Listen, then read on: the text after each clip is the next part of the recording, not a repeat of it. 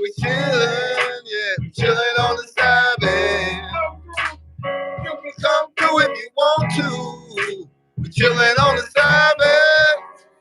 Like some scripture. Chillin' on the Sabbath.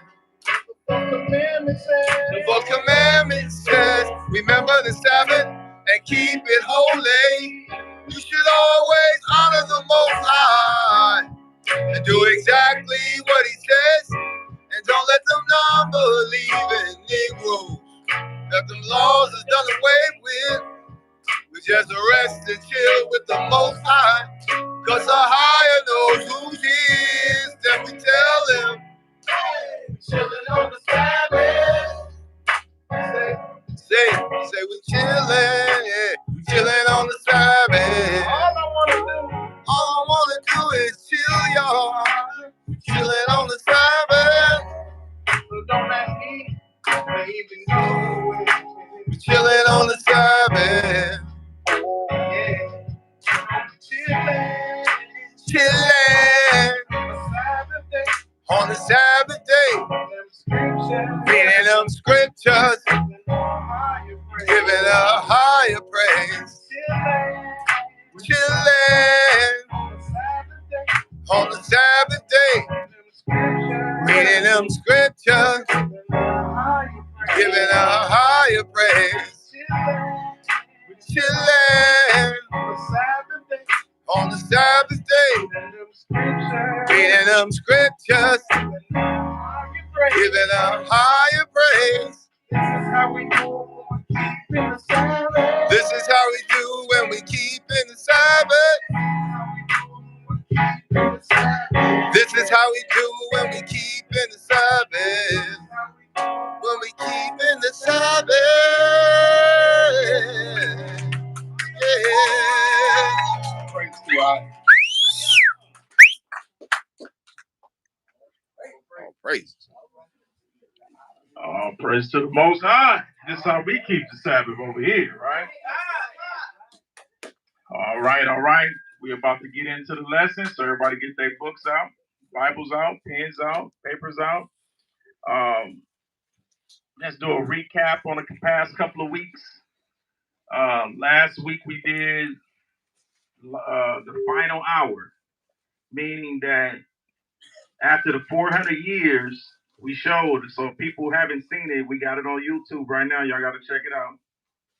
We showed that there's a 400-year prophecy, and then right after the 400-year prophecy, we have the hour of temptation, or the papyrus time. This is a time where people are being tried, they're being revealed.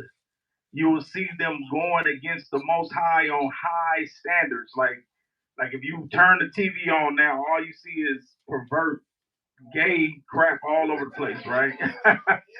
Like and devil worshipers and witches and everybody just coming out like they love Satan, right? So they coming out pledging their God, and this is that 1 hour, so the Most High know who He got to judge, right?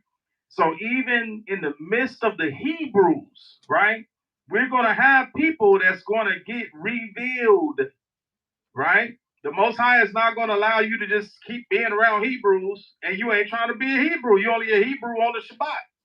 You only a Hebrew when the Hebrew walk up and say shalom to you. You know what I mean? And so when this thing start happening, He's going to remove you. He's going to remove, you're going to stick out like a sore thumb, right? You're not going to be able to continue. Right now, we in the Feast of Weeks. Everybody ready for Feast of Weeks tomorrow? All right. So within this time, right, this is like us planting our seeds. Usually we plant seeds in the beginning at New Year's, and then around this time, we would actually have fruit, the first fruit, right? So the Most High looking for the first fruit, right? The first fruit ain't going to go against the Most High. The first fruit ain't going to break His law, statutes, and commandments. The first fruit going to labor until the end so they can make it in, right? That's what we going to do, right? Those are the first fruits, right? So we about to get into some scriptures real quick. So let's go to Matthew chapter 13, verse 1.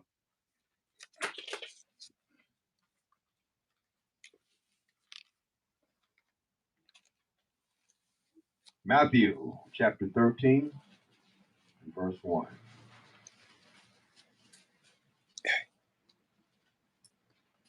The same day went Yeshua out of the house and sat by the seaside.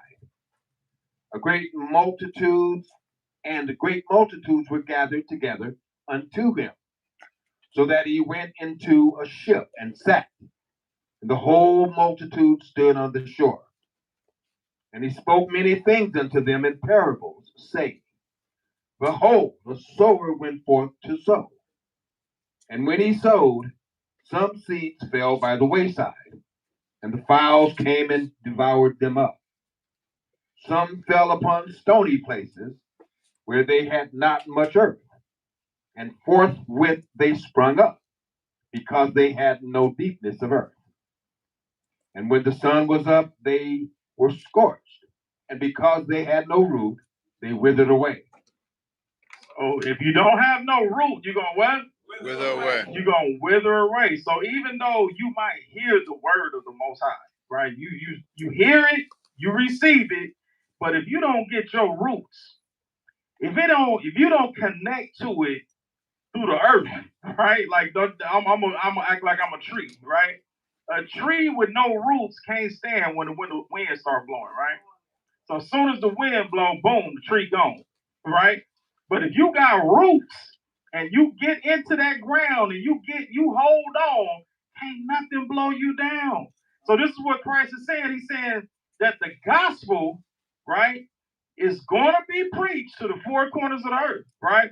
So we're going to have people that hear it and seem to be like they want to be in this, right?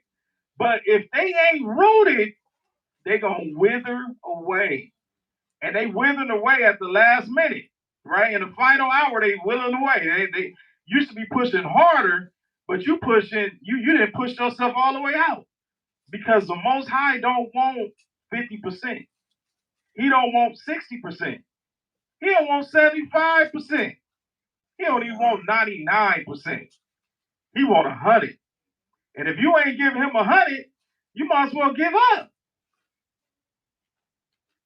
So giving him 100 is giving him everything. This is what he's asking all of his children to do. Give him everything. Don't care about this world. Care about giving your life to him. To him. We about to kill some wicked spirits today. We killing them. We about to remove them out of your life if you love the Most High. If you don't love the Most High, you're just going to hold on to you. You're going to go home and just go right back into the world. You come here, act like you ain't in the world, but you go right into the world when you leave here. It's not, you're not fooling no, you can fool us all day, but you're not fooling the Most High. You know what I'm saying? He's not a fool. Let's keep going. Verse 7. And some fell among thorns, and the thorns sprung up and choked them. But others fell into good ground and brought forth fruit. So when you fall into good ground, you're going to bring forth what? That means that you went into the ground, right? You got watered, you grew, and you sprouted fruit. You was bringing in fruit. This is what the Most High, he wants you to be an example to bring in fruit. How you going to be an example of the Most High when you only a Hebrew on the Shabbat? You only a Hebrew on the holy days. All during the week, you was straight demon. Cursing, drinking, overly sexually drinking, probably committing adultery, fighting this. I mean, just anything that you can think of. And then all of a sudden, I'm a Hebrew on the Shabbat. Looking all innocent, like a little lamb. Like, I wouldn't hurt nobody. All right, let's keep going. Some 100-fold, some 60-fold, some 30-fold. Who has ears to hear, let him hear. So who has ears to hear, let him hear what Christ is saying, because the Messiah is breaking it down. This is him warning us at the end times. Every single day that you wake up, you have another opportunity to go full blast for the Most High. It ain't over until it's over, right? When you ain't breathing, it's over. Right? But if you press towards the Most High, like when he say press towards him, right? It's like giving him your last. Like if you at the gym and you trying to get that last one in, you like that last one, you're gonna be like, ah! You're gonna put it all out there, like, ooh. That's what he wants. He wants you to press towards him with your last strength. Your last strength. All the Hebrews is going up and down, up and down, up and down. But the reason why he take you up and down, do you know why he take you up and down? Why y'all think we go up and down? Prove you. In life. Prove you, build you. Prove you and build you. What else? Humble you. Huh? To humble you. To humble you, right? So prove you, build you, humble you. That's what he's doing, right? He don't want you to get your head all big, oh, I'm living a good life, I got everything, and then all of a sudden, let me take you down so I can build you back up.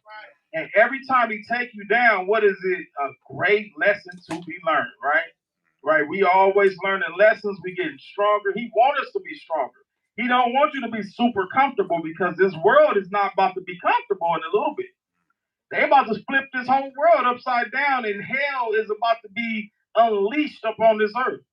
And the only way we gonna survive is being connected to the Most High, right? So this is what this whole lesson is about. Us understanding who we are, what the Most High expects of us, and living it, right? Let's keep going. Verse 10. And the disciples came and said unto him, Why speak you unto them in parables? He answered and said unto them, Because it is given unto you to know the mysteries of the kingdom of heaven, but to them it is not given. For whosoever has, to him shall be given, and he shall have more abundance. But whosoever has not, from him shall be taken away even that he has. Therefore speak I to them in parables, because they see not, and hearing they hear not, neither do they understand. And in them is fulfilled the prophecy of Isaiah, which said, By hearing you shall hear, and shall not understand, and seeing you shall see, and not perceive.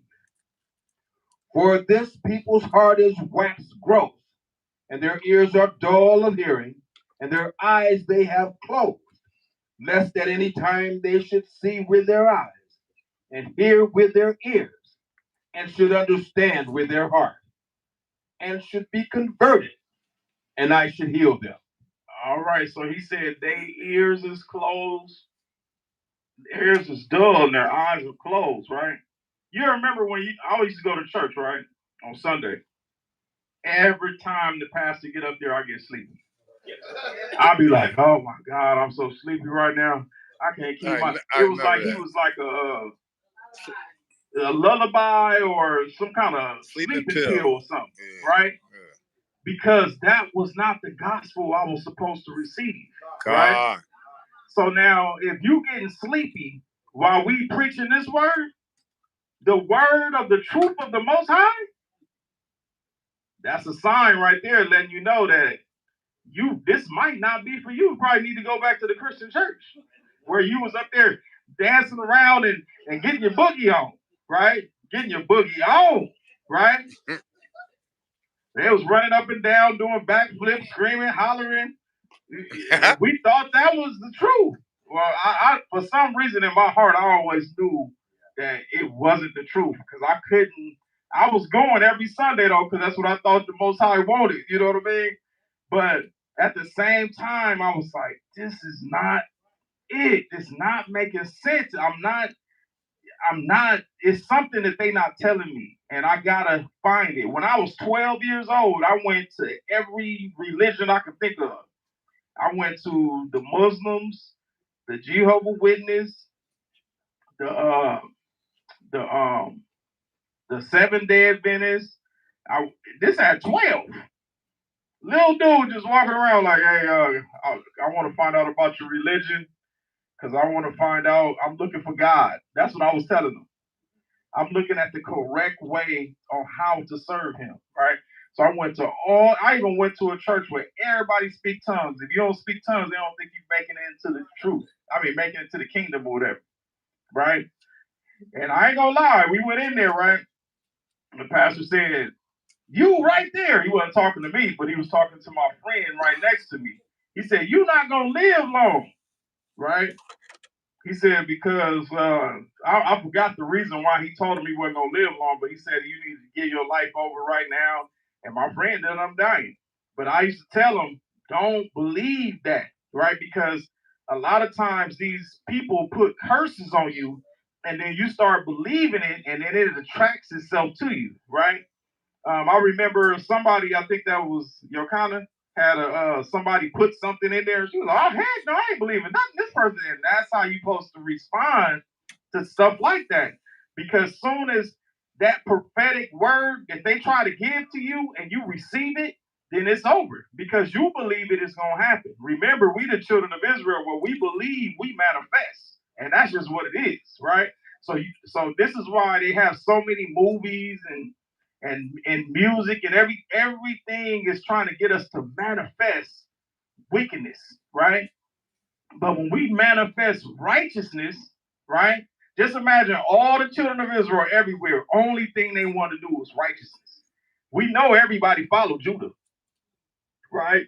Everybody want to be like Judah.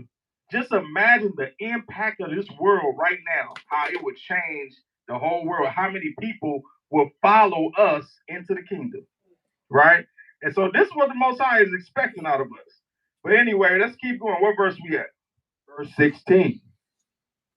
But blessed are your eyes, for they see, and your ears, for they hear.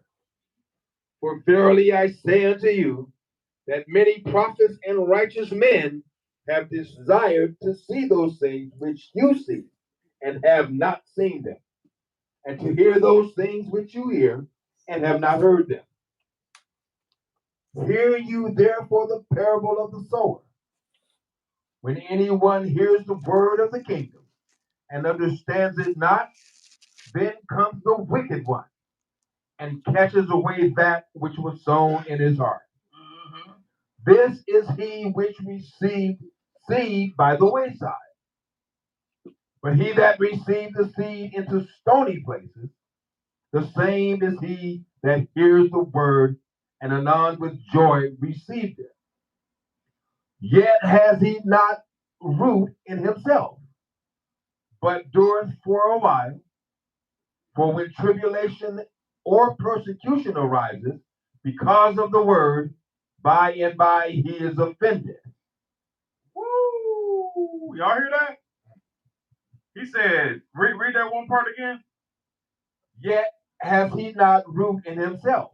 So if you don't have root in yourself, read. But endures for a while. You only endure for a little while. You was doing good, but you ain't doing good no more. Read. For when tribulation or persecution arises, when tribulation and persecution arise, because of the word, Y'all hearing this? So now, when the word is coming out, you get offended. By and by, he is offended. You offended now because the word is whooping your butt, and you don't want to do it, right? So now the word is offensive to you. Why I got to do this? And what you mean I got to do that? And you fighting against it. Remember, this is the first fruits, right?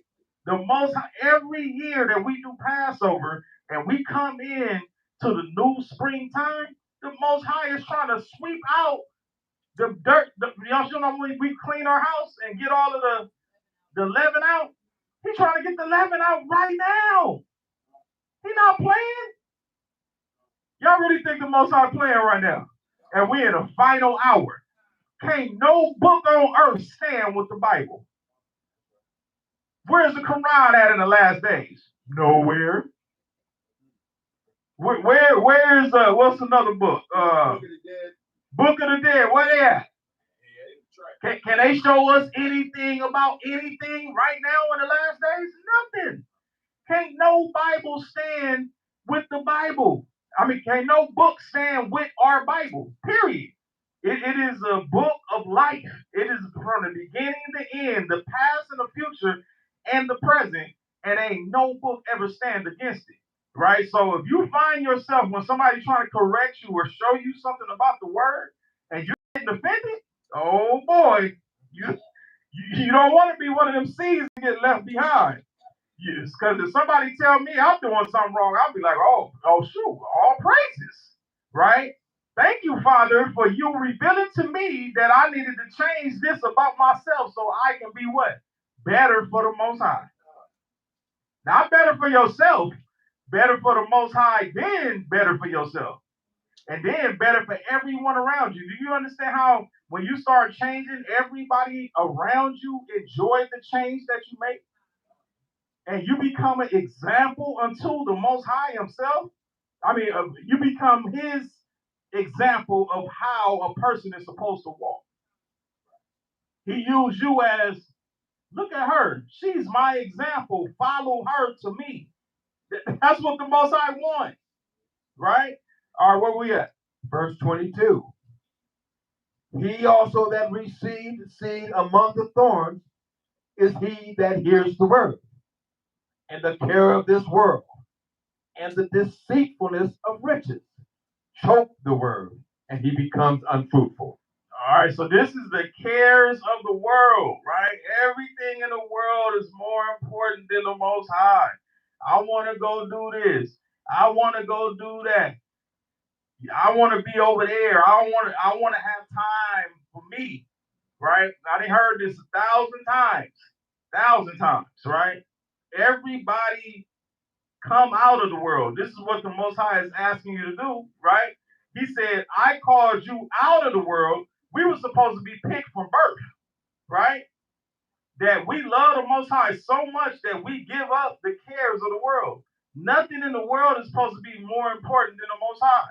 If we put anything over in the world that's more important than the Most High, then we ain't making it.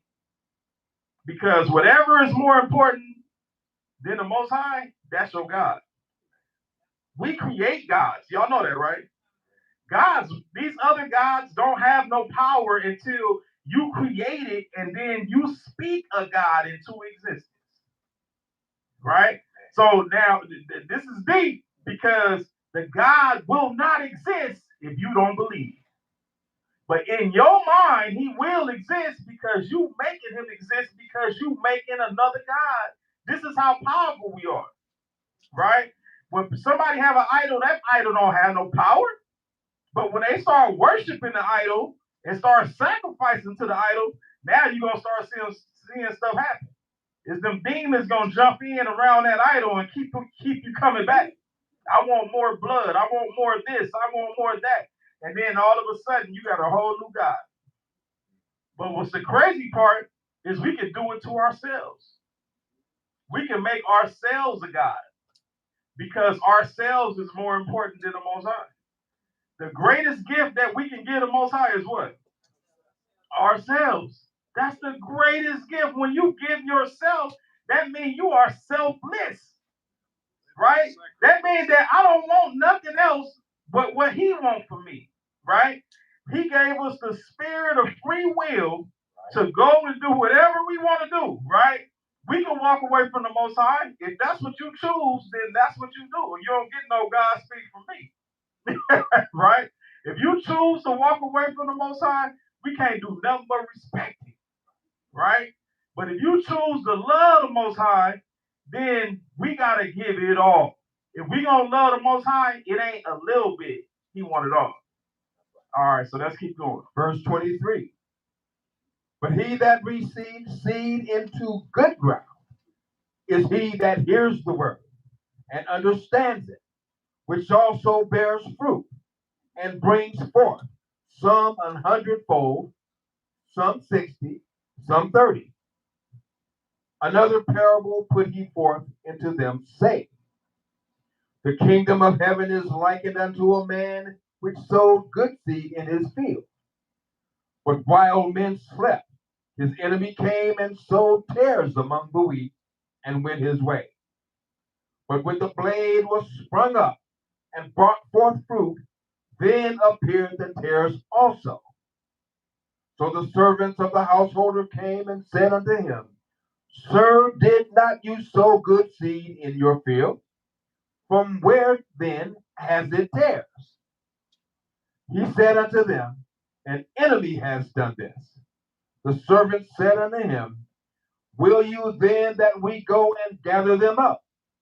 But he said, No, lest while you gather up the tares, you root up also the wheat with them.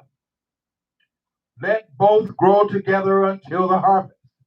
And in the time of harvest, I will say to the reapers, Gather you together first the tares, and bind them in bundles to burn them, but gather the wheat into my barn. Y'all hear that? Woo, woo, woo. Woo. Okay, so the parable of the tare and the wheat, right? So when a farmer goes and they start trying to get the wheat, there's tares amongst the wheat. Now, a tare looks just like wheat, right?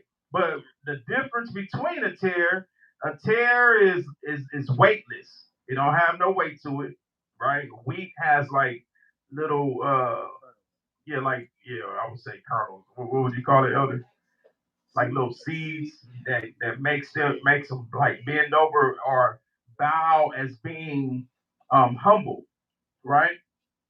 And so the tares also, right? When the farmers gather them up together, he throws the wheat up in the air, and with the tares not having no weight on it, the wind blow them away. So that's how they separate the tares from the wheat. I usually play a video for y'all to remember. Y'all remember I showed y'all the video how they used to do it? They throw it up in the air and the tares just fly away. But now Christ is saying, look, y'all ain't even got to do that no more.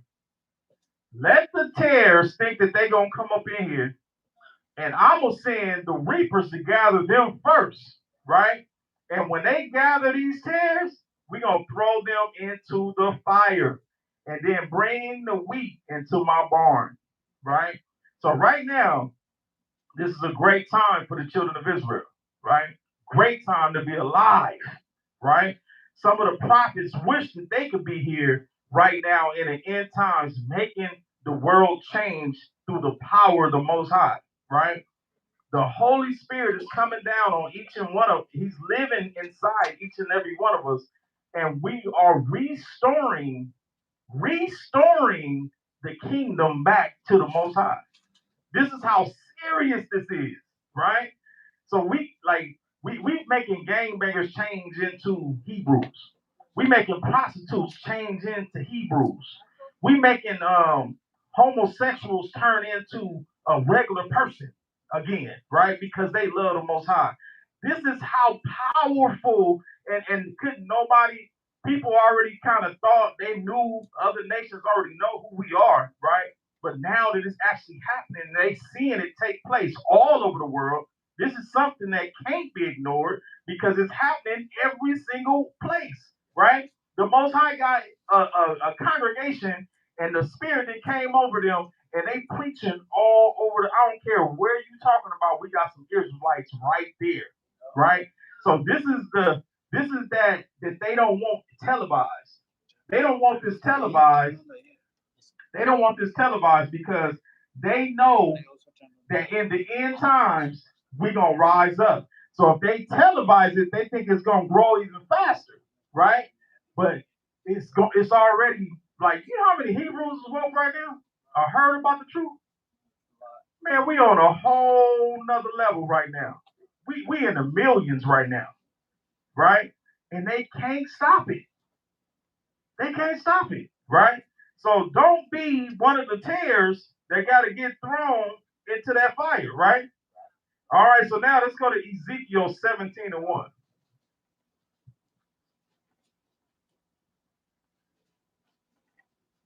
Ezekiel chapter 17, verse 1.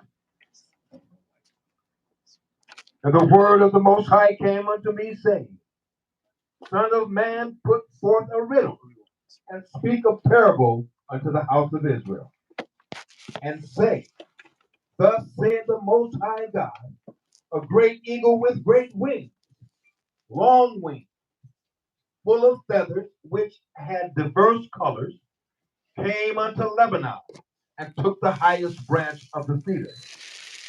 He cropped off the top of his young twig and carried it into a land of traffic.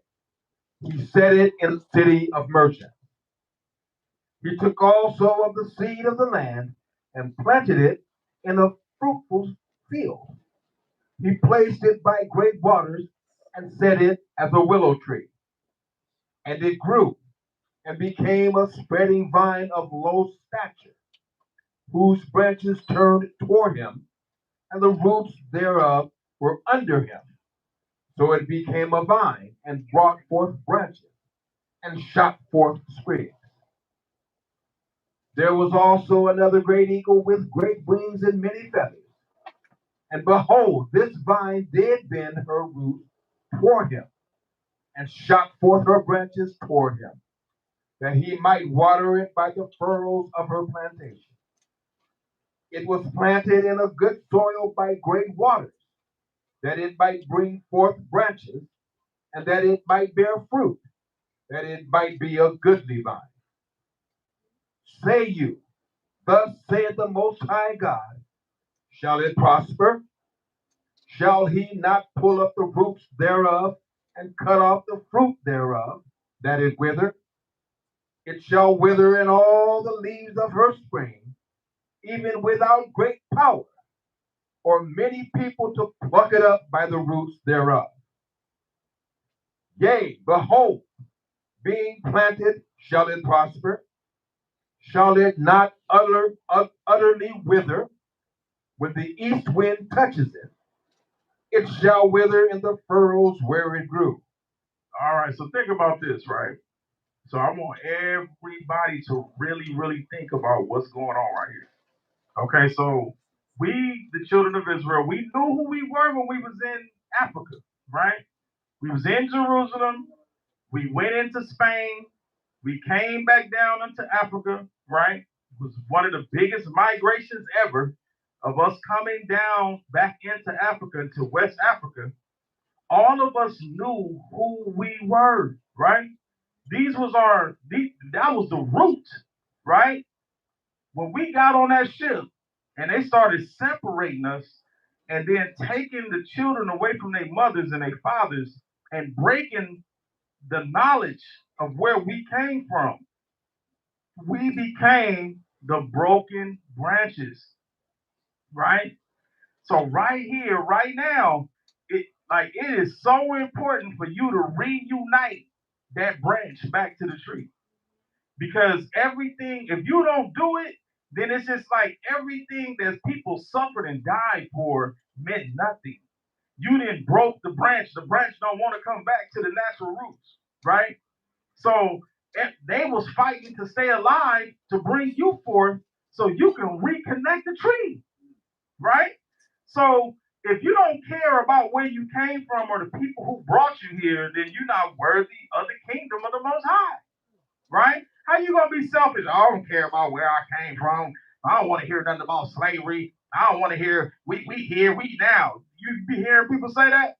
They are never gonna get this truth because they selfish. They don't care about what somebody had to suffer for them to be here. You know how many slaves wanted to kill themselves because it was that bad? Grown men raping little girls and boys and torturing them and killing them and doing anything that they wanted to do. They said, I want to kill myself. Most High said, no, I got something bigger for you because somebody is going to come out of your loins. He's going to spread forth out of your loins, and it's him that I'm going to bring back in. You're going to have to go through this, but when it's time, I'm going to bring one of your great grandchildren out, and he's going to come back and reunite back to this branch. Come on now. This is how serious it is. We got so many people saying they Hebrews and they Israelites and everything, but they really not converting or changing into it and living it and walking it and being it. This is a gift for you. This is a gift. Everybody in the world want to be us right now. We was a people that was not the people that should be called the people of the living God.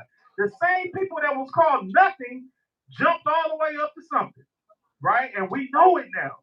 This ain't something for us to boast with, but at the same time, we're going to acknowledge it, we're going to say it, and we're going to lead.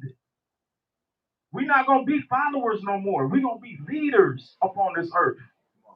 We're going to show the whole world that the Most High is with us. There is no other God upon this earth that can compare to our God. None. This is why we got converts coming in, being us.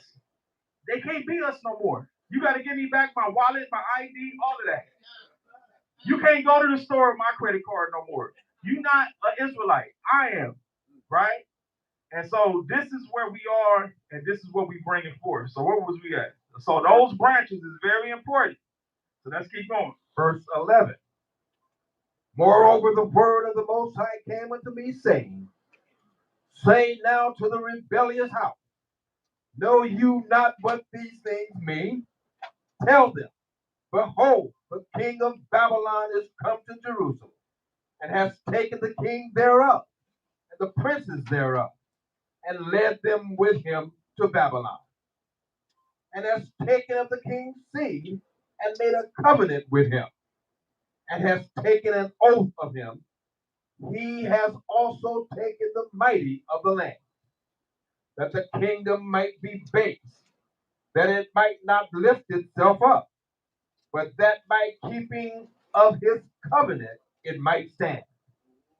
But he rebelled against him in sending his ambassadors into Egypt, that they might give him horses and much people. Shall he prosper? Shall he escape that does such things? Or shall he break the covenant and be delivered?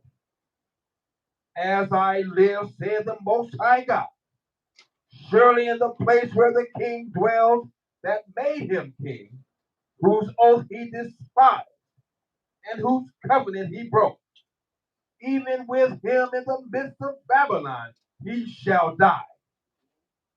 Neither shall Pharaoh with his mighty army and great company make for him in the war, by casting up mounts and building forts to cut off many persons. Seeing he despised the oath by breaking the covenant, when lo, he had given his hand, and had done all these things, he shall not escape. Therefore, thus saith the Most High God, as I live, surely my oath that he has despised, and my covenant that he has broken, even it will I recompense upon his own head. And I will spread my net upon him, and he shall be taken in my snare. And I will bring him into Babylon, and will plead with him there for his trespass, that he has trespassed against me. And all his fugitives with all his bands shall fall by the sword, and they that remain shall be scattered toward all winds. And you shall know that I, the Most High God, have spoken it. All right. So he said the people that were left after that, right? Because we broke his covenant. He said we was gonna get spread to the winds, right? And then we do a precept to that. It means the four winds. The captivity of the children of Israel was all over the world. It wasn't just America. Some of us was here before the slave ships came, right? And we know that. We was the first people here, not Christopher Columbus. Christopher Columbus did not discover America. People was already here, right? And it was us that was here, right? We had 10 tribes that came over here right after Babylon, right? Judah, Benjamin, Levi stayed behind, and we went into Jerusalem, right? Those are the people that they was calling Jews. Those are the people that was the dark-skinned people that was the real Jews in those days. We had, matter of fact, I'm gonna show y'all probably next week. Somebody got a video of 1925. I seen it. And we had black people in Jerusalem. right? And remember in 1948, Elder, that's what we're gonna do less about next week. I remember that. Not 1948, when the Jewish people came into Jerusalem, guess what they did? They slaughtered everybody. They went in, kill it. They didn't go in cheering, saying we coming into the land. They went in killing everybody and took the land, right? And these are facts, right? So why would the Most High tell you to go in there and slay everybody to get a land? Right? When we get ready to go back to our land, Christ gonna slay everybody and give us our land. We ain't gonna even have to slay them. He said, I'm gonna do it myself. Right? He said, this blood gonna be sprinkled upon my garment. I'm gonna take this ride alone by myself. Right? They ain't gonna even have to do nothing to them. He gonna do it. And then we gonna move back into our land. Right? All right, so let's keep going. Verse 22. Thus saith the Most High Power, I will also take of the highest branch of the high cedar, and will set it. I will crop off from the top of his young twigs a tender one, and will plant it upon a high mountain and eminent. In the mountain of the height of Israel will I plant it, and it shall bring forth boughs and bear fruit, and be a goodly cedar. And under it shall dwell all fowl of every wing. In the shadow of the branches thereof shall they dwell. And all the trees of the field shall know that I, the Most High, have brought down the high tree, have exalted the low tree, have dried up the green tree, and have made the dry tree to flourish. I, the Most High God, have spoken and have done it. All right, so y'all know we that dry tree, right? And what did he call us in Ezekiel 37? The dry bones, right? We the dry bones, right? So he said that dryness, he gonna make it flourish in the last days, right? So now let's go to Isaiah chapter 5, verse 1. Isaiah chapter 5, verse 1. Now will I sing to my well-beloved a song of my beloved touching his vineyard. My well-beloved has a vineyard in a very fruitful hill, and he fenced it, and gathered out the stones thereof, and planted it with the choicest vine, and built a tower in the midst of it, and also made a winepress therein. And he looked that it should bring forth grapes, and it brought forth wild grapes. Oh, okay. So now here we go. Right. This is Romans chapter 11. Right. When we get in, matter of fact, let's do a precept. Let's do a precept real quick. Let's go to Romans chapter 11.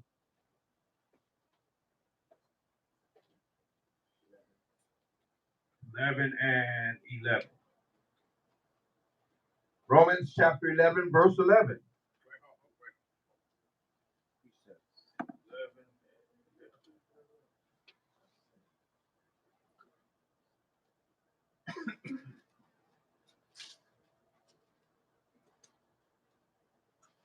Uh, 17.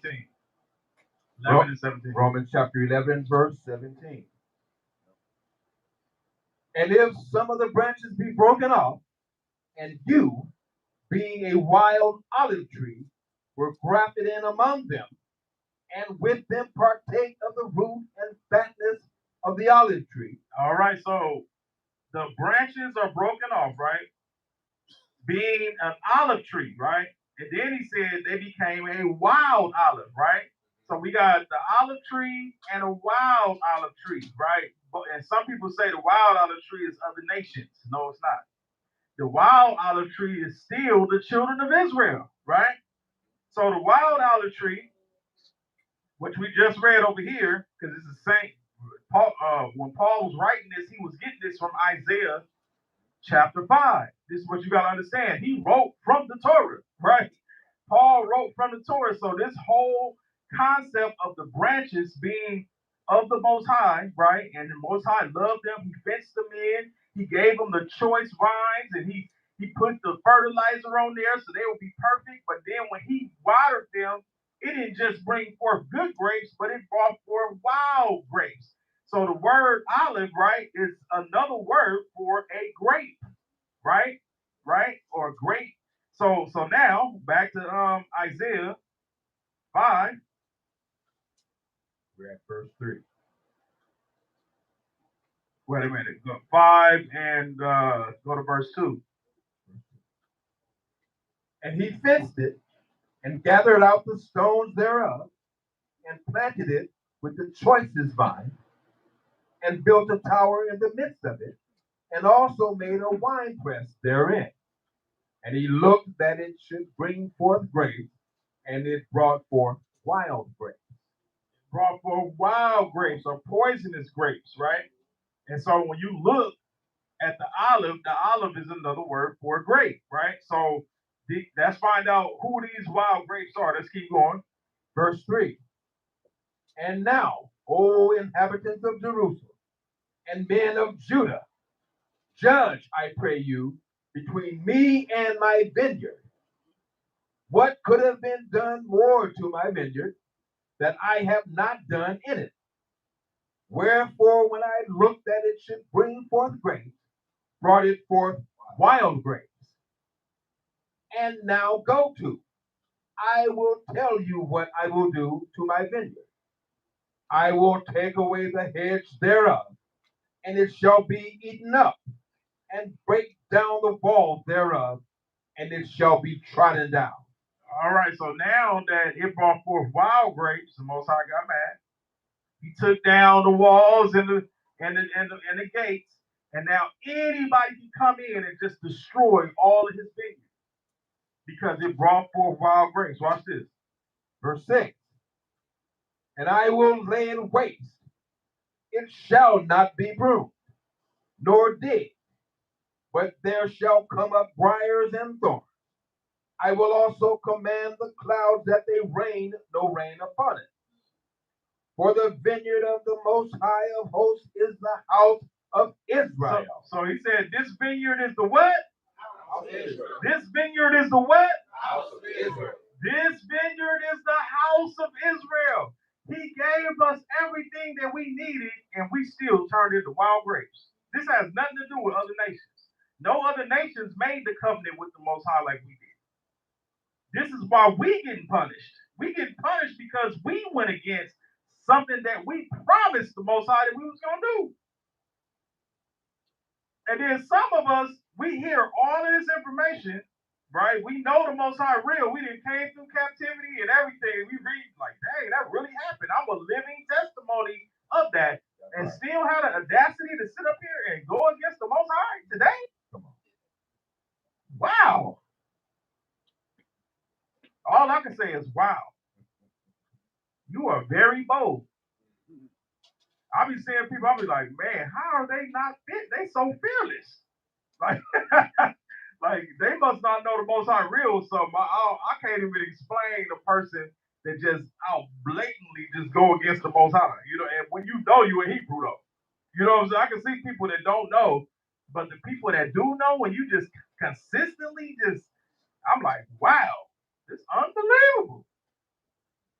All right, so this is the whole house of Israel, right? So since we own the broken branches, and I know we online, I'm gonna have to go deeper, y'all. Okay, so let's go.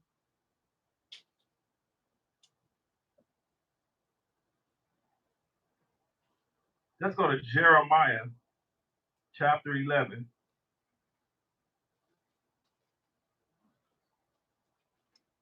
And let's start at verse 15. You start at 15. Jeremiah chapter 11, verse 15.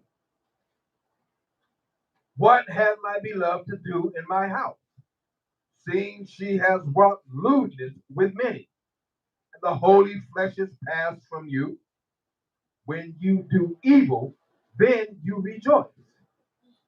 The Most High called your name a green olive tree. So the Most High called who a green olive tree? We're going to find out in a minute. But this is going to be the whole sinking, and we're going to get you on the hook right here.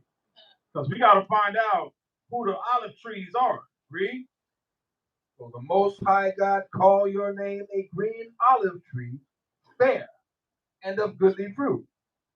With the noise of a great tumult, he has kindled fire upon it, and the branches of it are broken. Uh-oh. So you was an olive tree. The Most High sent the tumult. The tumult is Psalms 83 when he sent all the nations upon us, right? He said that they had a crafty plan, and a plan was to make sure that the children of Israel did not know who they are. Since we online, I got to go over this whole thing real quick. Let's go to Psalms 83 real quick. Start at verse 2. Real quick, because I want everybody to understand this, and I don't want to leave nothing out, because we on a serious topic right here in the midst of the us being the branches. Psalms 83, verse 2.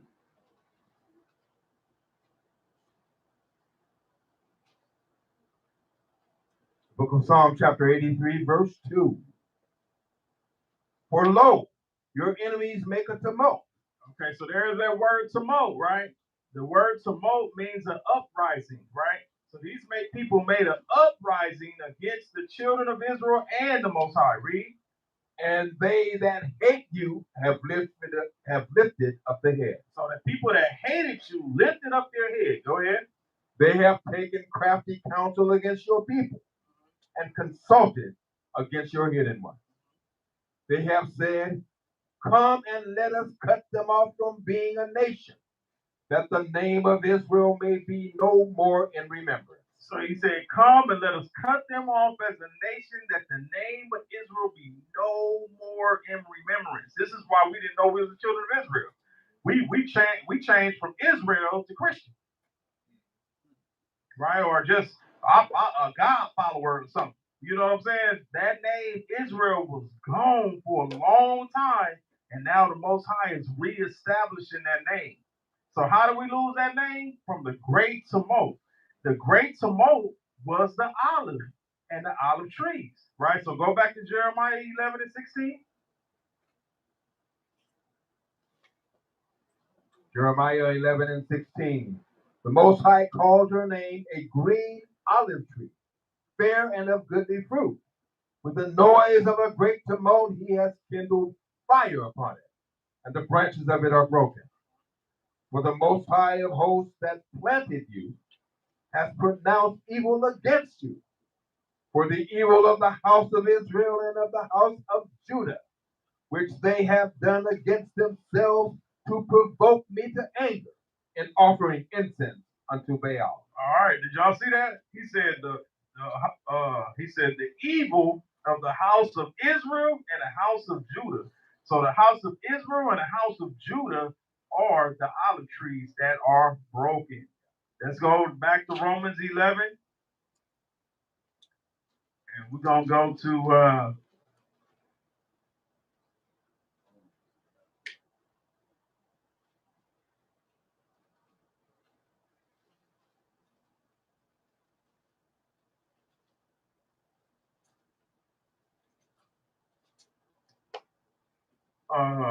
let's start at 19. Romans chapter 11, verse 19. You will say then, the branches were broken off, that I might be grafted in. Well, because of unbelief, they were broken off. Uh-oh. So how did the branches get broken off? Because of unbelief, right? When we became slaves, we couldn't worship the Most High like we wanted to, right? I remember I was watching a slave movie, and one of the ladies was like, oh, I can't work today. Today is Saturday. It's the Sabbath day. I said, whoa. So I ain't got to work today, right? So she actually said this in the movie. I was like, wow. And it was a known slave movie too, but I think I'm gonna try to find that movie and I'm gonna try to get the clip and we're gonna watch it together. You had something you want to say? I said that why the Most High said we were broken off of the slavery we were forced not to worship. Yeah. So soon as we didn't know who the Most High was anymore, we got broken off as broken branches, right? Christ, Paul, everybody knew that this was gonna happen. This is why baptism came into place, right? This is why baptism is so important, right? Because baptism grafts you back in to your natural branches, right? This is the only way. This is the only way for you to be cleansed, washed, and grafted back into the natural branches. And so many Hebrews know, oh man, I'm just gonna read the Bible and I'm gonna be baptized. How many times do we got to read the Bible to be baptized? Do we just read it from the beginning to the end and now we baptized? Or do we read it 3 times and we baptized? Even when you read it and you get baptized, do you feel like an invisible water just hit you or something? Say, oh man, I just got baptized. Like, how do you know that you got baptized? Everybody read the Bible, the devil read the Bible. Right? We have so many, I don't even see how Israel fell for that one. We got so many examples, even after Christ, people were getting baptized in the water. But we got these leaders coming out saying, hey, you ain't got to get baptized by the water. Like, this is why the Most High say, study yourself to be approved. Like, how in the world could somebody convince you of that when you see the eunuch get on the truck, he on a buggy, and Peter walk up to him, and he say, stop the buggy because I want to get baptized. He received Christ and they go baptize him in the water. He said, we walk in the water together and baptize him in the water. Right? So how you going to get past that? When everybody that was getting baptized, they showed you what baptism was. Now, did Christ baptize? No, he don't have to baptize, but he got baptized. So if Christ got baptized, and are you better than him? He was sinless and got baptized. But you sinful and don't want to get baptized. Come on, man. All right, so let's keep going. At 20 again. Because of unbelief, they were broken up. And you stand by faith. Be not high-minded, but fear. For if the Most High spared not the natural branches, take heed lest he also spare not you. Behold, therefore, the goodness and severity of Ahiah on them which fell, severity, but toward you goodness, if you continue in his goodness, otherwise you also shall be cut off. So he said, if you don't continue in his goodness, otherwise you're going to be what? If you don't continue in the Most High's goodness, through the power of his only begotten Son, right? If you don't continue in that, you will be what? Read 23. And they also, if they abide not still in unbelief, shall be grafted in. So he said they still, when they was in unbelief, right? But the unbelievers got to get what? Grafted in. Go ahead. For the Most High is able to graft them in again. The Most High is able to graft them in a what? Again. A what? So to be grafted in again, that means that you was already a part of it. That's right. So other nations, they not a part of this. So how they gonna get grafted in? They can follow, but they're not gonna be Israel. We treat them good, but they still consider what? Gentiles. Right? So this is us waking up in the last days. This whole thing is about us. This is how important you are. This is what people was dying for. Paul, Peter, John, Matthew, Luke, everybody was suffering for you to get this. And then we got the slave trade. Your physical ancestors who had to suffer for you to be here right now. And you, how dare you turn your back on the Most High right now? How dare you? It is blasphemy. Not just to the Most High, but to your bloodline. You saying your bloodline don't mean nothing. The Most High is able to graft you back in again. This is what Christ, he gave his life for this. He gave his life because he knew that we wouldn't be able to come back in. So he had to switch the priesthood become the spiritual priest, the mediator between us and the Most High, so we can have priesthood through him. And because if we went through the man priest, it was over. We all did. Because we all broke the Sabbath. We all ate pork before. You know, except for Zimri and the, little Hebrews that we got right now. But if you ain't been in the truth all your life, you didn't went in on some sin. and with us going in on some sin, guess what? We were supposed to be killed. But Christ covered that, right? He didn't cover, I know I'm online, so I'm going to break this all the way down. He did not cover your sins anytime you sin. Y'all know that, right? Yeah. He only covered the sins that you didn't know about. When you come into the knowledge of the truth, this is Hebrews 10:26. When you come into the knowledge of the truth, there is no more sacrifice for sin. You are going to be held accountable for what you do that you know. But when you didn't know, he was covering all of that. Let me wash that off. Let me cover that. Let me fix that, right? He got you to this place so you can walk. Don't use the Most High as a crutch for sin.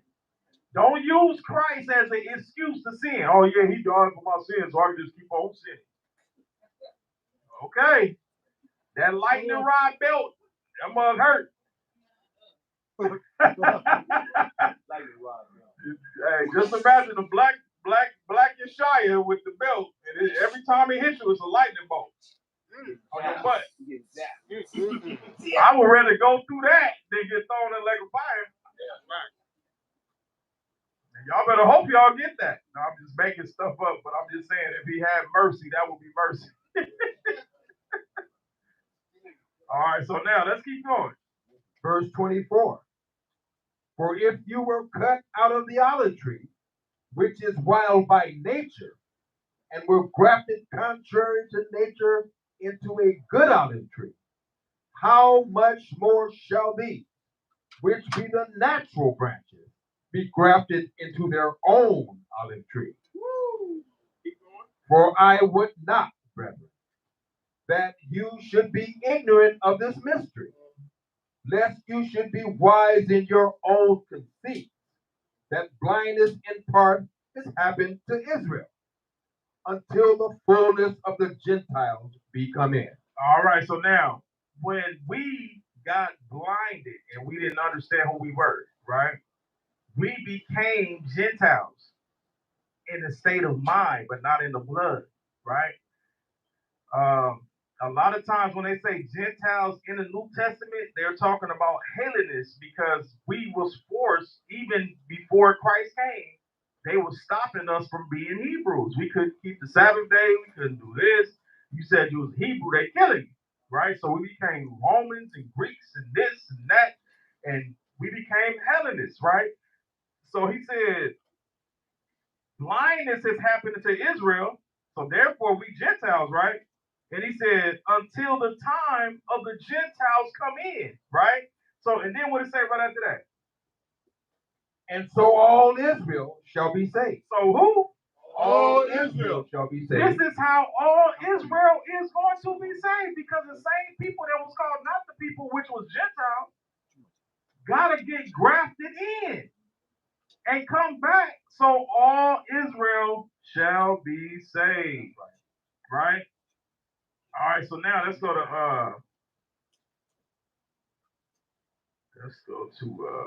Romans 9.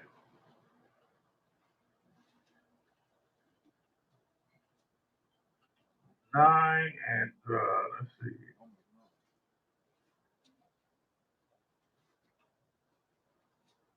Let's go to 9 and 13. Romans chapter 9, verse 13. As it is written, Jacob have I loved, but Esau have I hated. What shall we say then? Is there unrighteousness with the Most High? All right, so if the Most High said he loved somebody, then turned around and said he hated somebody, right? Some people think it's impossible for the Most High to say I hate something, right? But remember, we are created in his likeness, right? We are created in his image, right? So if he couldn't hate and we could, he couldn't get angry and we could, we'll be more powerful than the Most High, right? So he said, I love Jacob, but I didn't like Esau. I hated him, right? Let's keep going. So what shall we say then? Is there unrighteousness with the Most High? Is there unrighteousness in the Most High because he said he loves somebody and hates somebody? A higher forbid. He said a higher forbid. He wouldn't be God. You can't force the Most High to love everybody. If you wicked, he don't love you. Right? That's what it is. Read. 15. For he said to Moses, I will have mercy on whom I will have mercy, and I will have compassion on whom I will have compassion. So then it is not of him that wills, nor of him that runs, but of a higher that shows mercy. For the scripture said unto Pharaoh, even for this same purpose have I raised you up, that I might show my power in you, and that my name might be declared throughout all the earth. Therefore hath he mercy on whom he will have mercy, and whom he hardens. You will say then unto me, why do he yet find fault? For who hath resisted his will? No. But, O man, who are you that reply against the Most High? Shall the thing formed say to him that formed it, why have you made me thus? Exactly. Right? So he going into, you can't really question the creator of all things. When he say that this is how it is, that's how it is. You gotta respect that. He made you. How dare you go to Most High and say, why did you make me? Why? And then you acting like you got power over something. You ain't got power. You ain't got no power over the Most High. Just think about that. But let's keep going. 21.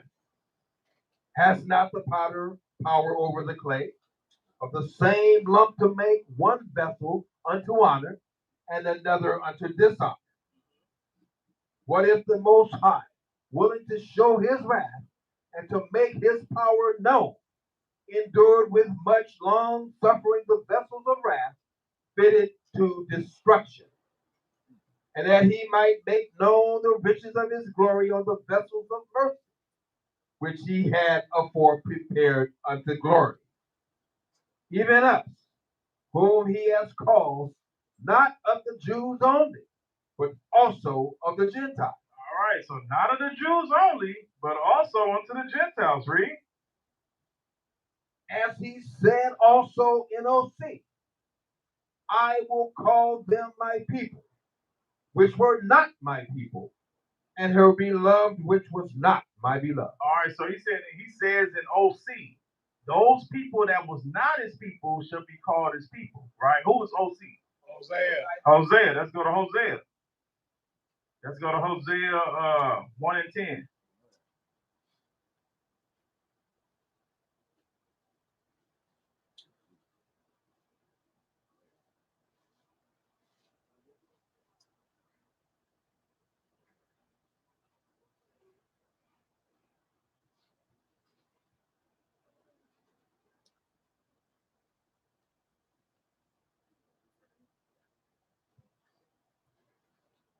Yet the number of the children of Israel shall be as the sand of the sea, which cannot be measured nor numbered. And it shall come to pass that in the place where it was said unto them, you are not my people. Wait, so he said the place where it was said unto who? To them. Who was told they was not the people? Who was the people walking around here with no identity? Who's the same people that came on slave ships, got it taken, and the whole nations act like slavery don't mean nothing? Right? And then we walk outside and we see our people suffering and just going through all this trauma, from everything that has been done to them, right? So he said the same people that was called not my people, they called them not my people. But he said they shall be what? There it shall be said unto them, you are the sons of the living power. You are the who? Sons of the living power. Read. Then shall the children of Judah and the children of Israel be gathered together and appoint themselves one head. Woo! Y'all see that? So when Paul was writing this, guess what he was writing from? Hosea, right? So he was saying basically that the Gentiles that was called, those people that was called not the people, was us because we was considered Gentiles at the time, right? What verse was you at? Will you stop there in Romans? Yeah, we precepting it up right now. That was 25.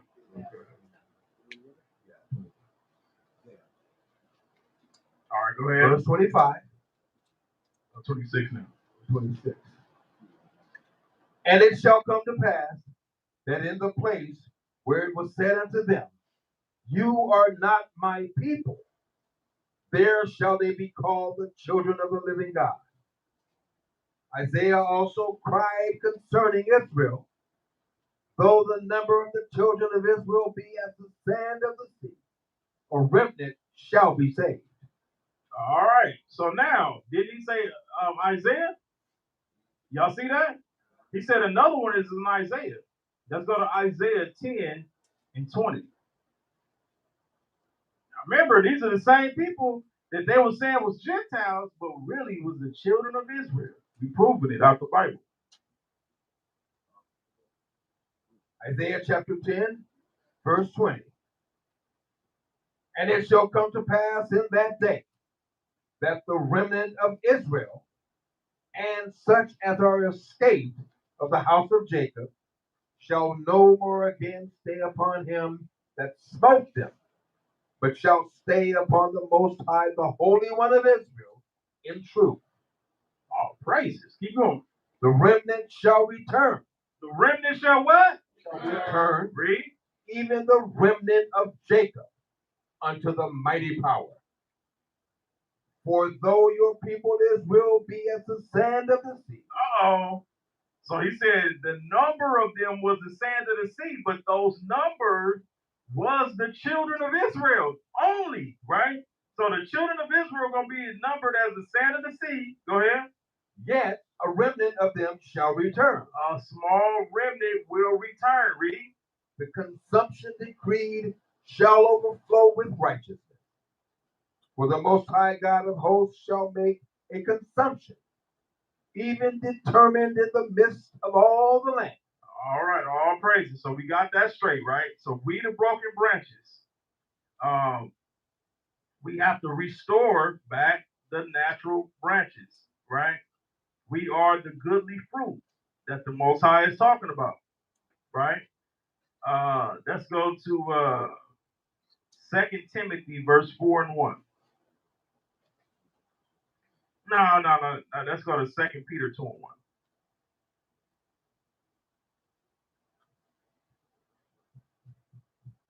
Second Peter chapter 2 and verse 1.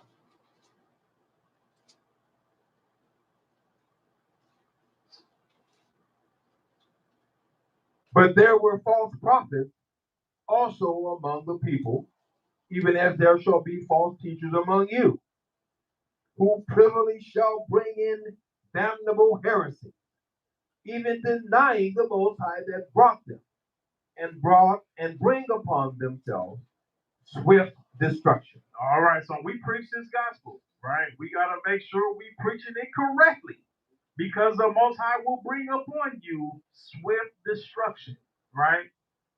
If you love the Most High, you are to keep His commandments. If somebody telling you not to keep the commandments, they lying to you. Somebody telling you that Christ is the Most High, they lying to you. Christ is the Son of the Most High, right? These are doctrines that's created to stop us from being in the truth, right? Like they making you worship a whole other God by saying Christ is God. Christ was created by God, right? He sits on the right-hand side of the Most High. How could he be the Most High? You know what I'm saying? Me and Keisha was going over scriptures, and we were supposed to go for some more last night. We was killing it off, huh Keisha? I was giving some heat. Because I'll be talking to these pastors, and that's the first thing that they believe, and it's just stuck in their mind, right? But why is it so hard to say that Christ is the Son of the Most High? I would rather say that because I don't want a human being having enough power to kill God. You see what I'm saying? Like, how y'all just gonna kill God on the cross? What? Man, that's heck, dog. You see what I'm saying? Yeah. So, and then the Roman Catholic Church wants us to believe that Christ is the Most High because they want you to believe that you can't be like him. Yeah. Right? And then they switched the narrative that Christ brought. They tried to say that he came to take away commandments. When Christ said, don't even think that I come to take away commandments. Matthew 5:17 said, don't even think that. But for some reason, you got all these pastors preaching that, and people was doing that. Oh, Christ took away the commandments. They think that the New Testament took away commandments without understanding what Paul is talking about. But that's a whole, we're gonna get all of that on a whole nother lesson. But let's keep going. Matter of fact, let's go to 1 Corinthians 3:1.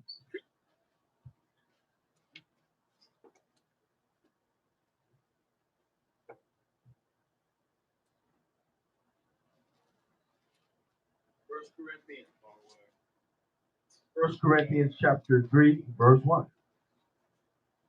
And I, brethren, could not speak unto you as unto spiritual, but as unto carnal, even as unto babes in Christ.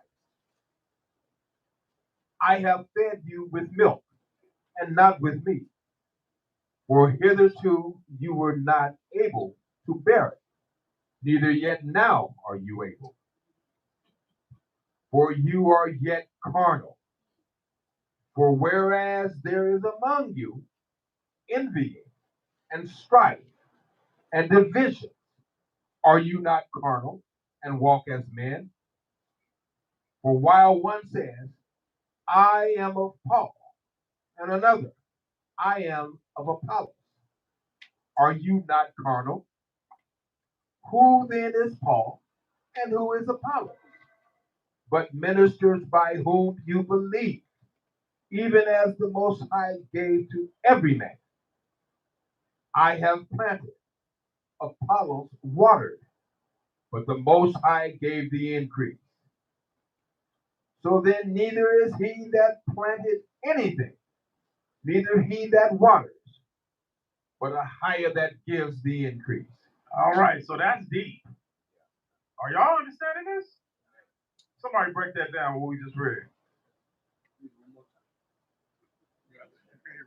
Read it one more time, man. I feel that if once I share what I've learned in here with somebody on the street, I'm planting the seed. And it's not for me to keep going back to that person. It's for God to do the increase. Oh, praise. She got it on point. We're trying to take the glory and give the glory to the Most High, right? It's our job to do this, right? So we can't say, yeah, man, I'm the one who brought this one and this one and this one. Give that to the Most High. The Most High brought him. I just withered it. I planted it, and he watered it, and after that, it grew. You know what I'm saying? So don't get caught up into that. He tells us not to do that because it's boastful and it's taken away from the Most High. Don't take away from him, right? All right, keep going. Verse 8. Now that he planted and he that waters are one, and every man shall receive his own reward according to his own labor. So he said, when you labor, don't think that the Most High gonna forget about it. You know what I'm saying? If you out here doing good deeds, he got you. You gonna get blessed for it. So you don't have to go around looking for like get your reward by other people saying good job, son. You see what I'm saying? You don't have to do it like that. You don't need that pat on your back right now. You want that reward that Christ's gonna give you, right? Let's keep going. Verse 9. For we are laborers together with a hire. You are the Most High's husbandry. You are the Most High's building. We are the Most High's what? Building. We are his building, read. According to the grace of the Most High, which is given unto me, as a wise master builder, I have laid the foundation, and another builds thereon. But let every man take heed how he builds thereon. All right, so he said, he the husband and we the wife, right? And we got to build a house, right? So this is even in the marriage, right? Husbands and wives, what do you build your relationship off of, right? Do you build your relationship off of what? Like money? The cares of this world? How good she look? How good he look? How much money he got? What he can do for you? What is it really built off of, right? If it's not built off Christ, right? Christ is the cornerstone, right? Y'all know what a cornerstone is? The strongest part of the house. It's the strongest foundation of the house. It's the doorway, right? So when an earthquake happens, what they tell you to do? Get in the doorway. They tell you stand in the doorway because the doorway is probably going to be the last thing that falls, right? And the reason why Christ is that cornerstone, because if you base your whole relationship off of that, right? Now a man has something more with his wife, right? Like I'm gonna use me and Yanni as an example, right? Let's just say we having a altercation or we having a disagreement. We take it we go to the word, and the word gonna stand on whatever. Like whoever wrong, that we gonna get right in point because we love the Most High, right? But if you don't have that, if it ain't based off of the Most High, if you got a relationship and it ain't based off of that, it ain't. You can't say, "Hey, you doing wrong. The Most High don't like that," and then he or she don't get it right. You ain't. The whole relationship is over with. You see what I'm saying? It has no power. The whole house then fell. You try to stand in the doorway, the earthquake just fell right on you, right? Because you don't have no foundation. Now let's see that if we do have foundation. Let's keep going. Verse 11. For other foundation can no man lay than that is laid, which is Yeshua Christ. Now if any man build upon this foundation gold, silver, precious stones, wood, hay, stubble. So we build upon money, stone, wood, this, that, diamonds, right? Don't this sound like Three Little Pigs? Somebody built theirs with hay, another one built his with sticks, and somebody else took their time and built theirs with bricks. But let's see. Go ahead. 13. Every man's work shall be made manifest. Everybody works. If you build a house in marriage, build a house within the Most High, right? If you saying you worship the Most High, that's a marriage too, right? So if you and your husband built the house upon the Most High, guess what? It gotta get tested. The big bad wolf gotta come through. Now he gonna huff and he gonna puff and he gonna try to blow that house down. This is where that came from, y'all. I don't know if y'all know that or not. They got that whole scenario from the Bible, right? So the big bad wolf come over there blowing and huffing and puffing, and he just blew your little house down because it wasn't built on Christ.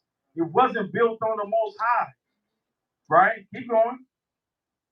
13. Every man's work shall be made manifest, for the day thou shalt declare it, because it shall be revealed by fire.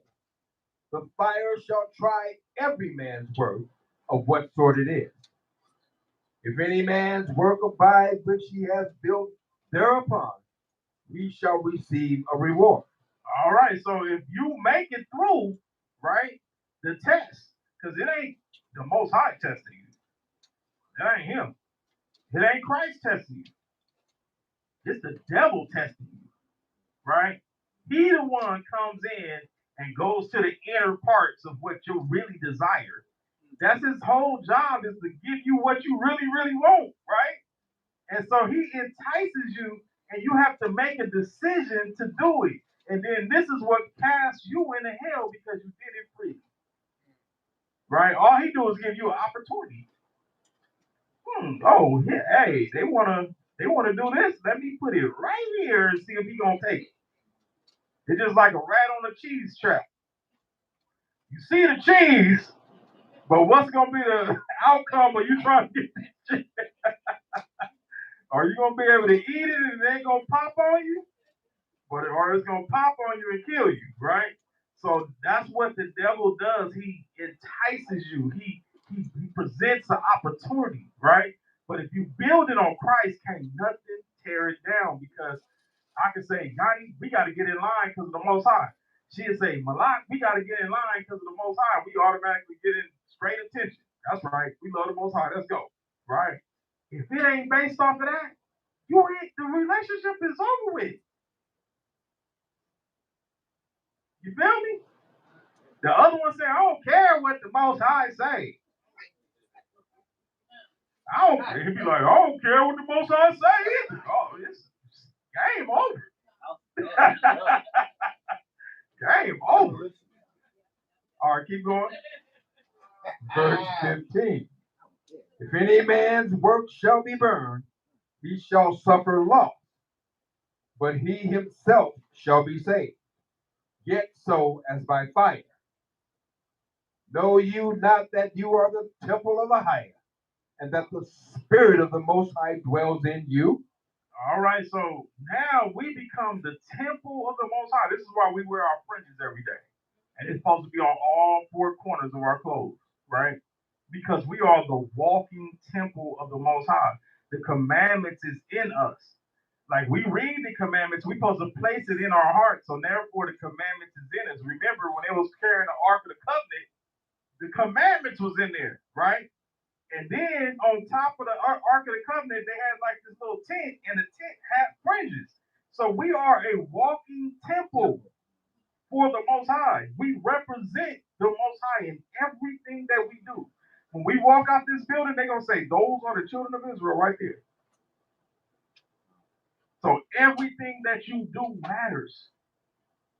Everything that you say matters. All your reactions matter.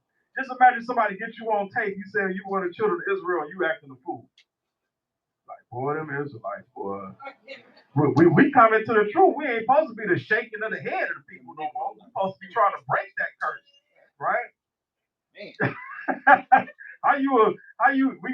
We got Hebrews up here squabbling on the street. Like, what the heck? The shaking of the head of the people. And then they call the police on each other. What the heck? I couldn't even believe that one, bro. I was like, we gotta have a meeting. If we fight, we ain't gotta call the police on each other now. That's you risking somebody's life now. In these days, they could have came over there and killed them dudes. All right, but anyway, let's keep going. Verse 17. If any man defile the temple of the Most High, him shall the Higher destroy. So now that you are the temple of the Most High, right? If you defile the temple, meaning defile yourself, meaning going and worshiping other gods or doing something that's not of the Most High, you didn't defile the temple, and therefore he shall do what to that temple? He's going to destroy that temple. You can't say I'm a temple of the Most High and be wicked. You can't do that. He's going to destroy you. He's going to either move you out the way, destroy. You might not get destroyed now, but when we get ready to go into the kingdom, you're going to get left out and you're going to get destroyed. That's going to be the worst thing ever. People walking into the kingdom and Yeshua stop you right at the gate. Where you think you're going? He going to have that big old afro with the flames of fire eyes. Get over there with the unbelievers. They say it's going to be scratching and gnashing of teeth. He cast you out Where's your wedding garment at? Some people that got their wedding garments so dirty that it don't even look like you had one in the first place. So he ain't gonna let you in if you don't act right. Keep going. For the temple of the Most High is holy, which temple you are. Let no man deceive himself. If any man among you seems to be wise in this world, let him become a fool, that he may be wise. For the wisdom of this world is foolishness for the higher. For it is written, he takes the wise in their own craftiness. And again, the Most High knows the thoughts of the wise, that they are vain. Therefore let no man glory in men, for all things are yours. Whether Paul or Apollos or Cephas or the world or life or death or things present or things to come, all are yours. And you are Christ, and Christ is the Most High. Woo-wee, he went in on that. I don't know about you, but he said, I'm going to read that part again. He said, whether Paul, Apollos,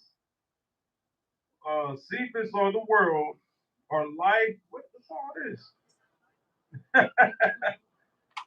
things to come, or things all are all yours. You are Christ, and Christ is the Most High. So who believe that up in here? Who believe that you are Christ and Christ is the Most High Son? Right?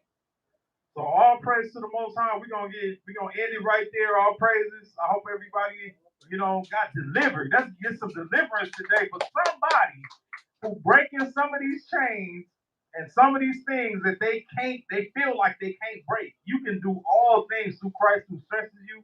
There's nothing that the devil can put before you. If you truly love the Most High, you will conquer it all, right? So now we're going to open it. We're getting ready for first fruits tomorrow, so everybody get ready for that. Any questions? Any questions? Go ahead.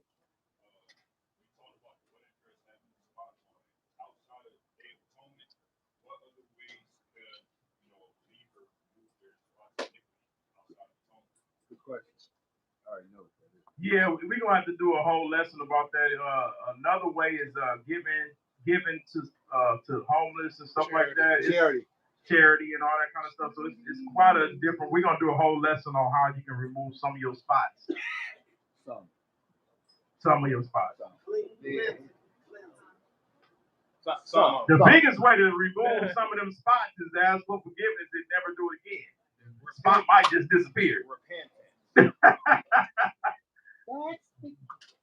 But anyway, anything else? Never. No other questions. Okay, all praises. We probably we're gonna start getting more deeper into Paul's writings for the people.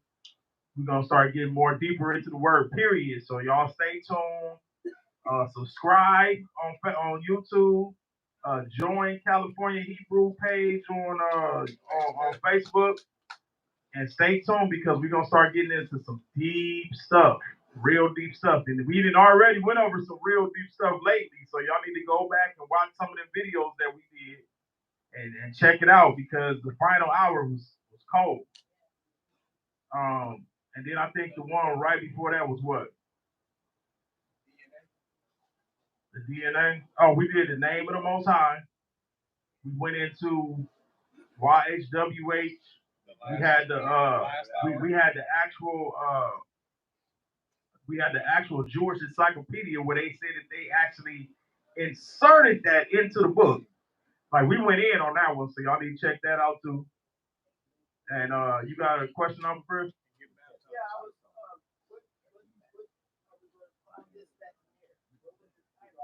What's a good name for you? Like everything that you heard, what's the name that responded to you?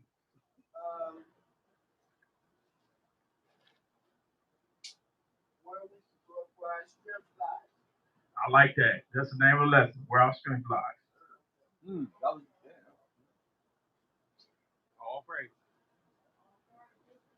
All right. Anything else?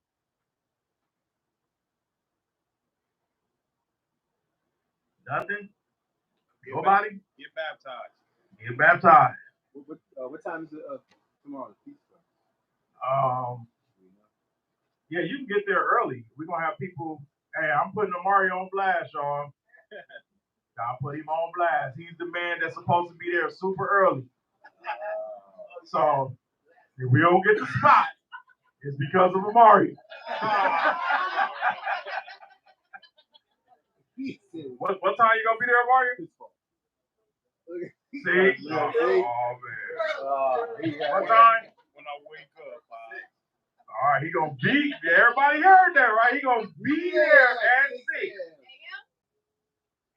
Yeah, we saying AM, right? Not PM. He gonna go over there tonight and be like, I was over there. I come here today. Not tomorrow. I was there. So we actually can start gathering at any time. I'm probably gonna be there around 8, 9, 10, some within there somewhere. What park we at? Kenham High.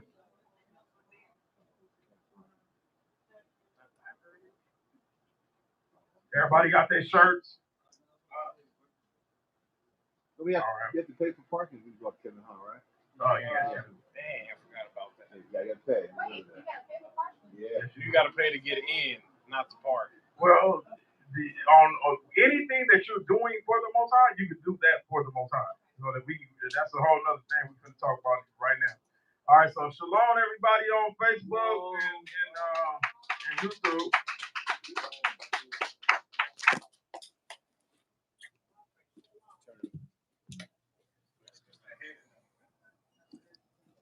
Oh, change the name.